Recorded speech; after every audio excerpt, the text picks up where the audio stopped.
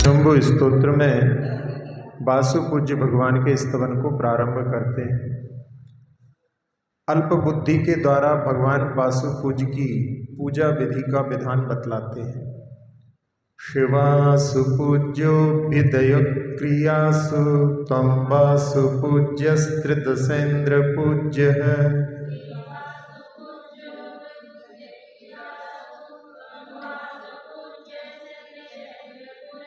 मयापि पूज्योऽल्पधिया मुनीन्द्र दीपार्चिषा किं तपनो न पूज्यः।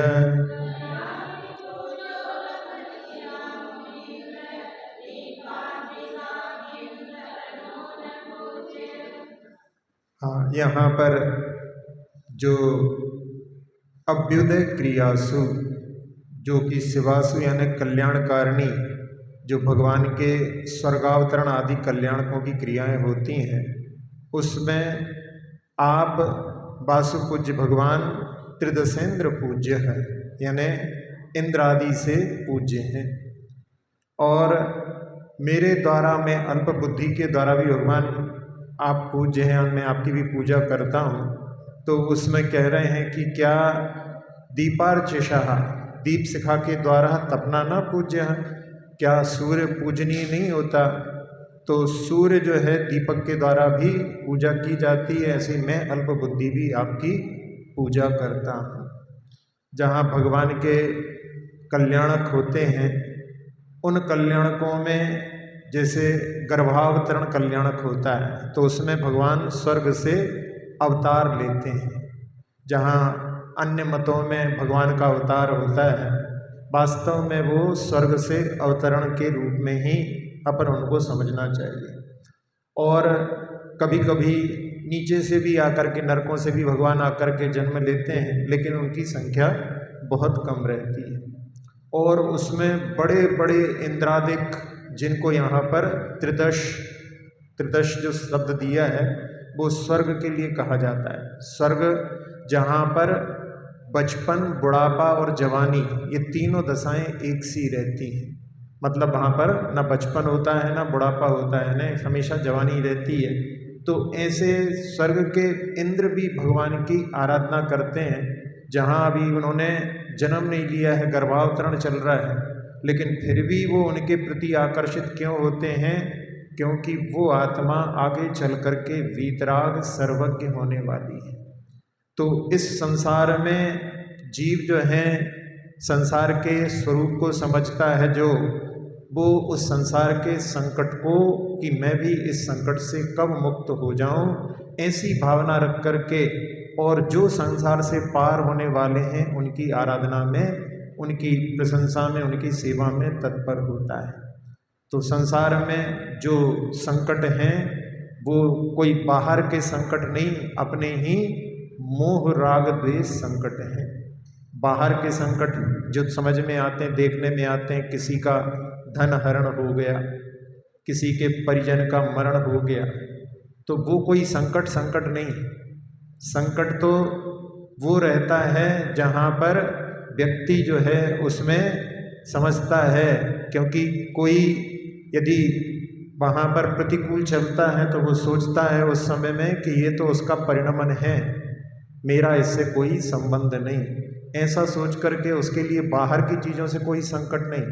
लेकिन जहाँ वो सोचने लगे कि ये मेरी आज्ञा को नहीं मानता है, ये मेरे हिसाब से नहीं चलता है, तब जो है उसके लिए वहाँ पर जीव परेशान होता है। तो जीव को जो राग देश मोह हमेशा व्यथित करते रहते हैं, और जो राग देश मोह पर विजय प्राप्त करने वाले हैं, तो ऐसे उन महापुरुषों के जो कार्य होते हैं, जिसमें जब वो वैराग्य को प्राप्त करते हैं, उनका दीक्षा कल्याणक होता है, तब उस समय में उनके लिए बहुत हर्ष होता है, इंद्रादिक के लिए, कि ये कब जो है हमारे जीवन में भी घटित हो कि हम भी इस वैराग्य को प्राप्त कर सकें। तभी वो जब डोली उठाने की बात आती है, तब उस समय में कि कौन उठाएगा सबसे पहले, तो जो संयम को धारण कर सकते हैं वही इसको उठाएंगे। तब उस समय में इंद्र के लिए कि मेरे सारे वैभव को ले लो, थोड़ी देर के लिए हमें मनुष्य का भाव दे दो, तो उसमें उसके लिए वहाँ जो वैराग्य का भाव रहता है उसकी वो बड़ी ही जो है हृदय से प्रशंसा करता है। जो सम्यक दृष्टि जीव होते हैं, जो शुद्ध हैं और जो शुद्ध होने के प्रयत्न में लगे हुए हैं, उनकी वो आराधना करके बहुत आनंद की अनुभूति करता है, क्योंकि उसके लिए उसी से शांति मिल सकती है, उन्हीं के माध्यम से वहाँ पर वो अपना भी कल्याण कर सकता है। सारे जो लौकिक कार्य आदि भी करता है, तब उस समय में उसके लिए वहाँ पर उनमें भी वो पूज्य पुरुषों का स्मरण आदि करता रहता है। तो ऐसे भगवान के लिए जहाँ पर सारे इंद्र चक्रवर्ती आदि भी जिनकी आराधना करते हैं, और वासु पूज्य सबसे, वासव जो है देवों का भी नाम होता है, तो उनके द्वारा भी जो पूज्य हैं, और साथ साथ में वसु पूज्य उनके पिता थे, उनके पुत्र होने के कारण में भी उनको वासु पूज्य कहते हैं। अब इसके बाद में कह रहे हैं कि जहाँ भगवान की आराधना मैं कर रहा हूँ अल्प बुद्धि होकर के, और उदाहरण दे रहे हैं कि क्या सूर्य की दीपक से आराधना नहीं की जाती। जब पार्श्वनाथ भगवान का पूर्व भव, जिस समय में वो आनंद राजा थे, उन्होंने एक सूर्य के विमान के समान जिनालय बनवाया था, और तब से सूरज की आराधना संसार में चल पड़ी। तो संसार में जहाँ सूर्य की आराधना करते हैं तो लोग दीपक से आरती उतार करके, तो दीपक छोटा सा और सूर्य जो कितना प्रतापी के जिसके माध्यम से पूरा अंधकार नष्ट हो जाता है। तो वहाँ इससे भाव ये लिया है कि जैसे जिसकी जितनी सामर्थ्य है वो अपनी सामर्थ्य के अनुसार आराधना अवश्य करता है। तो यहाँ पर भी मैं अल्पबुद्धि होकर के भी तीव्र भक्ति के कारण आपकी आराधना यहाँ पर कर रहा हूँ। और जहाँ वीतरागता की आराधना, जिसके माध्यम से पवित्रता प्राप्त होती है, शांति प्राप्त होती है, संतोष प्राप्त होता है, और वीतरागता की आराधना स्वयं जो है जीव के लिए वीतरागता भी प्रदान करने वाली है। अब आपकी पूजा से आपको क्या प्रयोजन है इसको बतलाते हैं। न पूज्यार्थस्त्वयि वीतरागे न निंदया नाथ विवांत वैरे।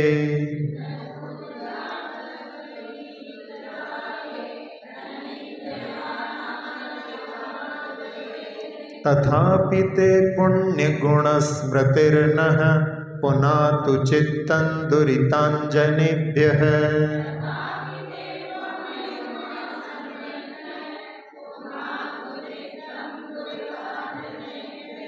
हाँ, यहाँ पर कह रहे हैं कि हे नाथ, आप वीतराग हैं, राग से रहित हैं, और इसलिए आपको पूजा से कोई प्रयोजन नहीं, और आपने बैर पर भी विजय प्राप्त कर ली है, इसलिए निंदा से भी आपको कोई प्रयोजन नहीं। फिर भी तथापि आपके प्रशस्त गुणों का जो स्मरण किया जाता है, वो हमारे मन में जो पाप रूपी अंजन है उसको दूर करने में समर्थ होता है, या उसको दूर करे, ऐसी यहाँ पर कामना कर रहे हैं।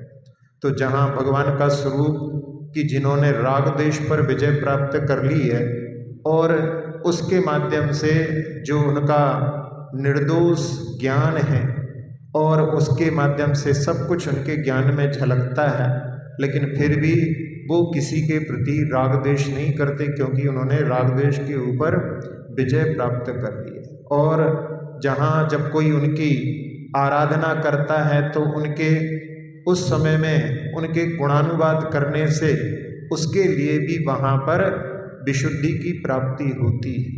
जो मन में ऐसी भावना की आराधना करते समय कोई आकांक्षा न रहे, और उस समय में अपने भावों की विशुद्धि ऐसी बढ़े कि मन में कोई भी विकार भाव या कोई बुरे विचार उत्पन्न ना हो, ऐसी भावना समस्त जो है साधक आराधक करते हैं। तो उनके स्मरण से और उनके जहाँ उनके पुण्य से युक्त उनके गुण हैं, उनके स्मरण से हमारे भी जो पाप कर्म हैं वो नष्ट हों, ऐसी कामना इसमें की है। जहाँ संसार का स्वरूप ऐसा है कि कोई किसी की प्रशंसा करता है तो लोग प्रसन्न हो जाते हैं, और कोई किसी को गाली देता है तो उससे रुष्ट हो जाते हैं।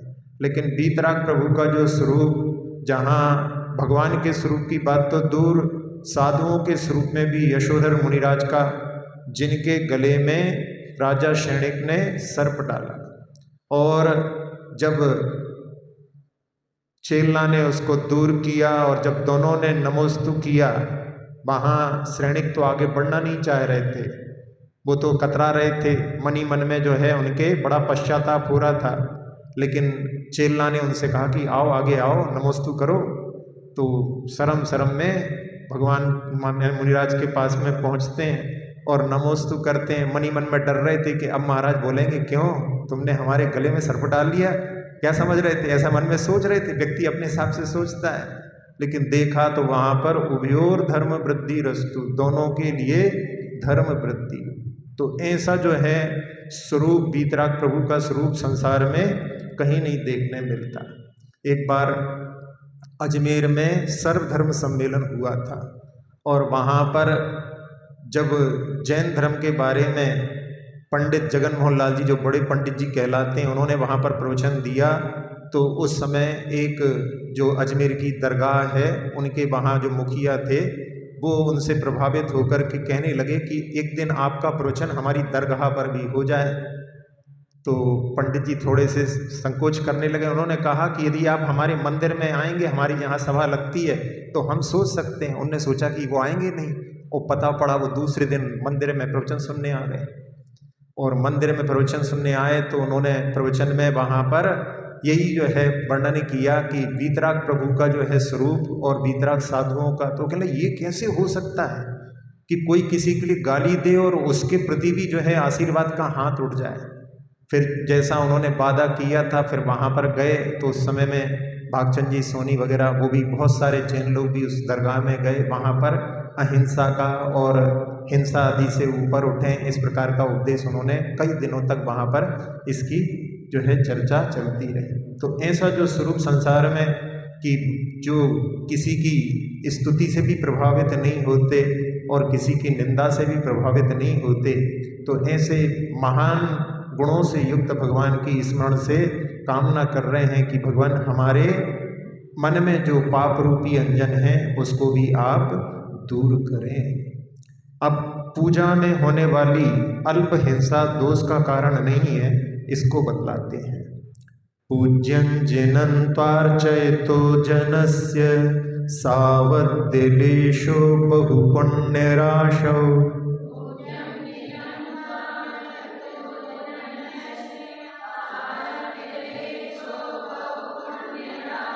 दोषाय नालंकणिका विषस्य न दूषिका शीतशिवाम्बुराशौ।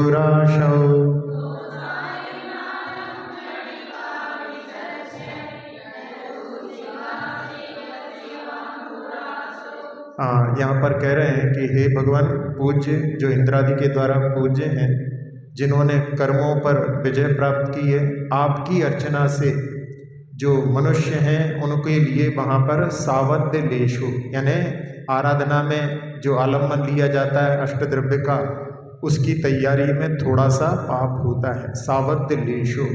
लेकिन बहु पुण्य राशि, वो बहुत पुण्य को देने वाली होती है। और उसमें उदाहरण दे करके समझा रहे हैं कि जहाँ पुण्य जो प्राप्त होता है वो समुद्र के समान प्राप्त होता है, और उसमें दोषाय नालम कणिका विषय से, जैसे समुद्र में एक बूंद विष की गिर जाए तो उस समुद्र को वो दूषित करने में समर्थ नहीं होती। तो ऐसे ही उसके माध्यम से बहुत पुण्य मिलता है, और जो सावध्य होता है उसके माध्यम से थोड़ा सा पाप लगता है, तो बहुत पुण्य की तुलना में वो छोटा सा पाप कुछ भी नहीं रहता। तो यहाँ इसके माध्यम से जो भगवान की आराधना करने वाले श्रावक रहते हैं, क्योंकि जिनका मन चंचल होता है, बिना आलम्बन के मन लगता नहीं, इसलिए भगवान की आराधना में वो अष्टद्रव्य का आलम्बन लेकर के आराधना करते हैं। तो उसमें उनके लिए उसके माध्यम से ही मन लगता है। यदि वो सोचें कि इसमें हिंसा होती, अपन कुछ नहीं करो, तो फिर उनका मन जो है भगवान की आराधना में नहीं लगेगा। आजकल यही हो रहा है। तो उस क्रियाओं को जो है सब हे दृष्टि मान करके लोग छोड़ने लगे हैं, केवल स्वाध्याय स्वाध्याय, और स्वाध्याय में सोचते हैं कई लोग कि स्वाध्याय करने से ही भगवान की आराधना हो जाती है। जहाँ षट कर्म में ये कहा कि यदि कोई पूजा कर लेता है तो उसके 6 कर्म उसमें गर्भित हो जाते हैं, लेकिन ये कहीं नहीं कहा है कि स्वाध्याय कर लो तो उसमें सारे सब कर्म उसमें गर्भित हो जाते हैं, क्योंकि स्वाध्याय करते समय कोई जरूरी नहीं कि वहाँ भगवान का गुणानुवाद हो। जहाँ कई ऐसे ग्रंथ हैं जिनमें केवल मंगलाचरण में केवल भगवान का गुणानुवाद होता है, बाद में कहीं कोई भगवान के गुणानुवाद का विषय नहीं रहता। सिद्धांत ग्रंथ हैं, तत्वार सूत्र कोई देखो, तत्वार सूत्र में केवल मंगलाचरण में भगवान का गुणानुवाद है, बाकी सब जगह जो है तत्वों का वर्णन है, कहीं पर भगवान का गुणानुवाद नहीं दिखाई देगा। तो ये सोच करके कि हम स्वाध्याय कर रहे हैं उसमें भगवान की आराधना हो जाती है, ये गलत धारणा है। सही धारणा तो यह है कि भगवान की पूजा करते हैं उसमें स्वाध्याय भी गर्भित हो जाता है।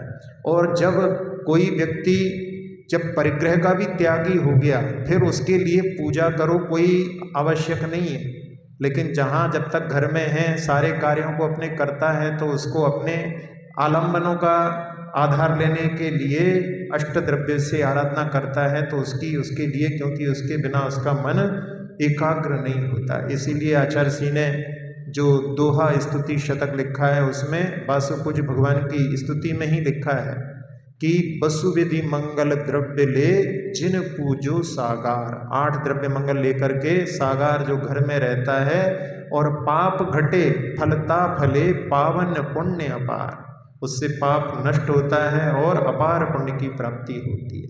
और जब कोई मुक्ति के मार्ग का आलम्बन ले लेता है तो उसके लिए बिना द्रव्य शुचि भाव से, यानी द्रव्य नहीं है तो केवल अपने निर्मल भावों से, जिन पूजो मुनि लोग बिन निज शुभोपयोग के शुद्ध न हो उपयोग। तो उसमें भूमिका समझ करके अपने लिए जो आलम्बन लेने के लिए कहा गया है तो उसमें हिंसा होती है, ऐसा सोच करके यदि अपन उससे उठ जाएंगे तो ये जो मार्ग जो कि सदा चलने वाला मार्ग है, जहाँ आदिनाथ भगवान के कैलाश पर्वत पर वहाँ के जो लोग रहने वाले निवासी हैं आज भी आराधना करते हैं, इन्हीं 8 मंगल द्रव्य से उनकी आराधना होती है। वो नहीं जानते कि इसमें क्या, बस केवल 8 मंगल द्रव्य उनके चरणों में रख दे देते हैं। तो ये अनादिकालीन परंपरा है। ये कुछ लोग समझते हैं कि अर्वाचीन अभी चालू हो गई, ऐसा नहीं। आचार्य कुंद कुंद स्वामी ने जितनी भी भक्तियाँ लिखी उसकी अंचलिका में कि सारे देव दिव्य गंध, दिव्य पुष्प, दिव्य सब सामग्री के माध्यम से नित्य भगवान की आराधना करते हैं। तो इसलिए ये परंपरा अनादिकालीन है। और जो अन्य मत में जो परंपरा है वो जैन धर्म से ही पूजा की गई है। दयानंद सरस्वती जो आर्य समाज के संस्थापक हैं, उन्होंने लिखा कि भगवान की मूर्ति की पूजा, मूर्ति और मूर्ति की पूजा जैन धर्म ने ही सबको दी है। तो ऐसे इसलिए अपने लिए यहाँ पर कि इसमें हिंसा होती है उसके लिए सोच करके, जहाँ अल्प हिंसा घर के श्रावक के कार्यों में हर कार्यों में होती है, उसमें ये कि उसमें भी विवेक से कम, जहाँ रात्रि में यदि आप कार्य करोगे तो हिंसा होगी। अभी रात्रि में बताते हैं, रात्रि में पानी भर के लाते हैं तो कुएं में जो कुछ गिर गया है उसकी ओर भी दृष्टि नहीं जाती। तो सही मार्ग का यदि आप पालन करोगे तो कहीं पर भी हिंसा नहीं होगी। लेकिन यदि आप उसमें वहाँ पर रात में कार्य करोगे तो रात में तो उसके कार्य करना नहीं चाहिए। तो उसके माध्यम से अपने लिए सीख लेकर के जो मार्ग बताया है दिन में ही अपने लिए कार्य करना चाहिए। अब पुष्पादि बाह्य सामग्री के बिना भी मुनि के पूजा संभव है, इसको बतलाते हैं।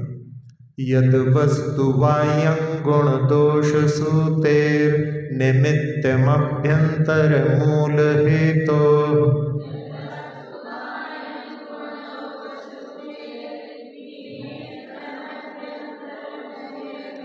अध्यात्म वृत्तस्य तदंगभूत मभ्यंतरं केवलमप्यलंते।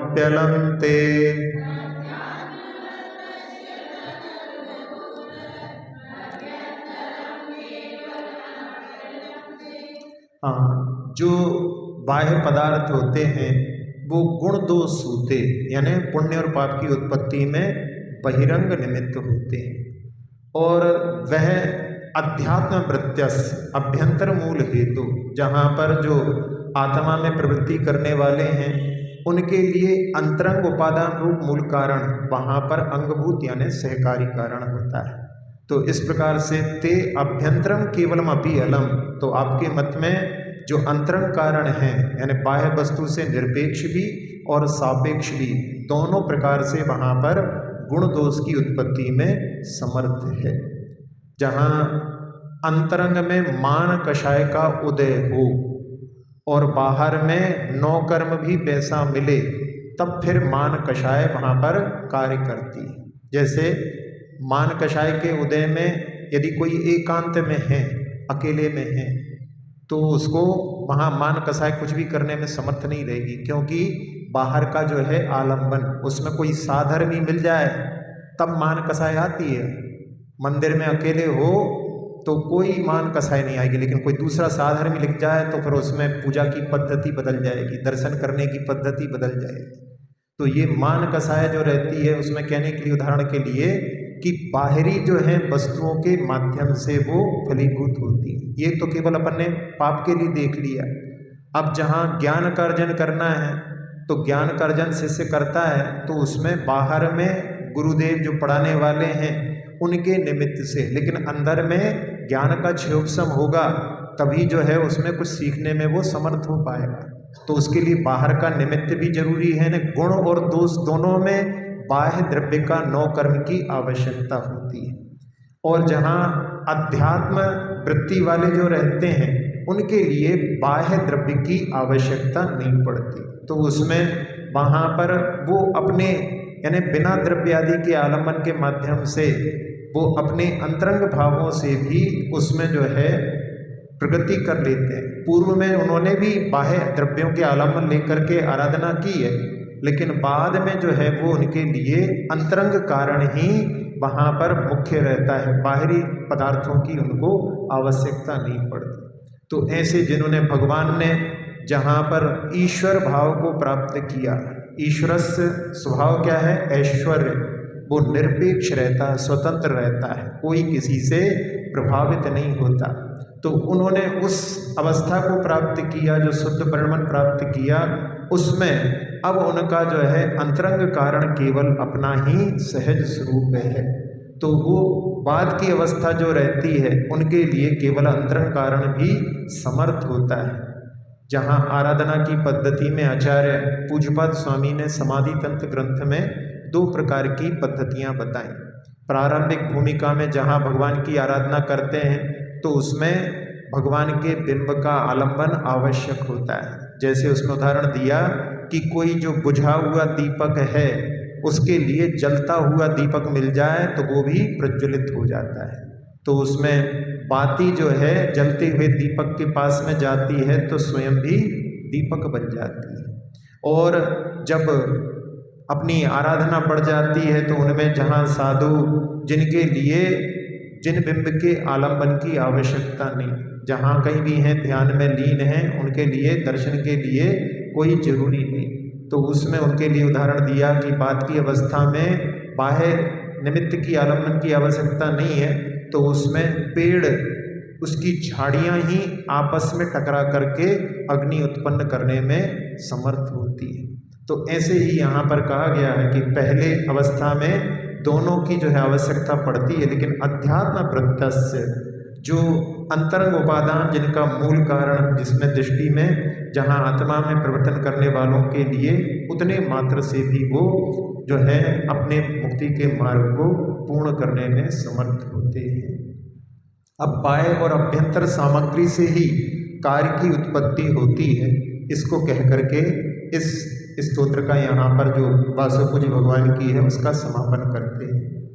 बाह्येतरोपाधि समग्रतेयं कार्येषु ते द्रव्यगतः स्वभावः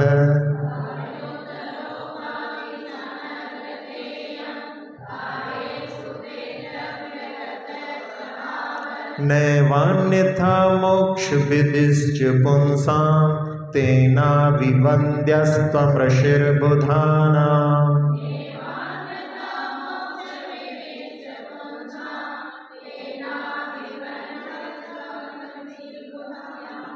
हाँ, कार्येषु जो कार्य होते हैं घटादि कार्यों में, इयम बाह्यतरोपाधि समग्रता, यानी उसमें बाह्य यानी निमित्त और इतर यानी अभ्यंतर, दोनों कार्यों की जब पूर्णता होती है तब वो कार्य घटित होता है। तो ते द्रव्यगता स्वभाव, ये जीवादि द्रव्यगत स्वभाव है कि उसमें उपादान भी चाहिए और निमित्त भी चाहिए। अन्यथा पुंसाम मोक्ष विदिश्च नैव, यानी मोक्ष का विलासी है अन्य प्रकार से, उसकी जो है वहाँ पर मोक्ष की विधि घटित नहीं होती।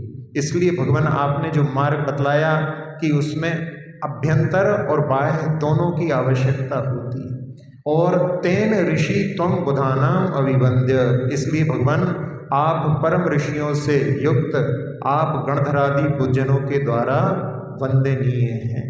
तो जो भगवान ने मोक्ष का मार्ग बतलाया और उसके माध्यम से जब जिसके लिए ऐसा भाव मन में आता है कि भगवान ने हमारे लिए मुक्ति का मार्ग बतलाया है, तो फिर उनके प्रति आभार का प्रदर्शन करने का भाव उत्पन्न होता है। तो यहाँ पर कि भगवान आपने जो मार्ग बताया उसमें दोनों चीज़ों की आवश्यकता रहती है, तेने उपादान भी हो और निमित्त भी हो। लेकिन जो अध्यात्म जगत है उसमें निमित्ताधीन दृष्टि अच्छी नहीं मानी जाती, नहीं तो निमित्त के ऊपर टूट पड़ते हैं लोग। अक्सर लोग कहते हैं कि घर वालों ने हमें पकड़ रखा है, नहीं तो हम तो कब के जो है दीक्षित हो जाते।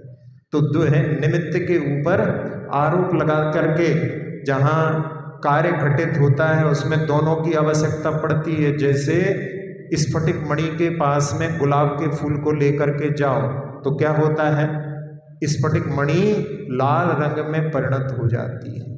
अब उसमें गुलाब ने उसको लाल कर दिया तो गुलाब का लाल रंग क्या उसके अंदर घुस गया है? नहीं, उस गुलाब तो गुलाब की जगह है, लेकिन उस स्फटिक मणि में ऐसी सामर्थ्य है कि वो उस निमित्त से प्रभावित होती है।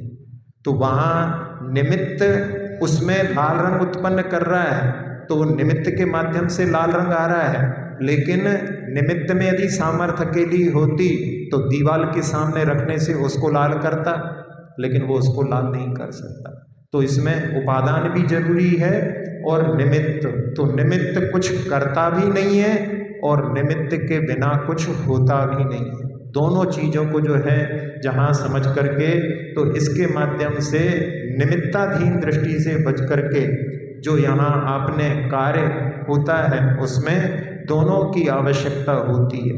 तो जिसमें यदि निमित्ताधीन दृष्टि रहती है तो वो जो है केवल दूसरों की ओर ही दृष्टि तकता रहता है, अपना पुरुषार्थ नहीं करता। जहाँ अध्यात्म जगत में एक उदाहरण दिया जाता है कि एक दृष्टि होती है श्वान की दृष्टि और एक दृष्टि होती है सिंह की दृष्टि। तो श्वान की दृष्टि वो निमित्ताधीन दृष्टि कही जाती है।